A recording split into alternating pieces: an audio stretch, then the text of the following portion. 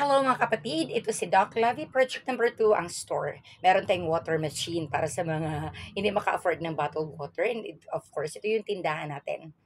Ayan, di na to kainan na tindahan. Ayan mga common na binibenta ni Doc Lavi. Ayan, kung makita ninyo, ayan. So dito sa gilid, marami din siya.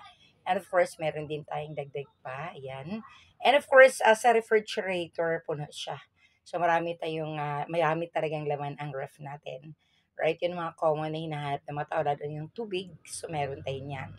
Of course, mga juices kasi si Chris mahilig uminom ng juice. And of course, we don't have to buy it to other stores. Ayan na. So yan, dami-dami din. Alright? So meron din tayong mga frozen. Ayan, sa taas. Buksan natin yung taas. Yes, mga frozen. Pero wala pa tayong gaanong meat kasi hindi pa tayo nag-umpisa. Yan, no? Ang ating mga pang-common lang na pagluluto.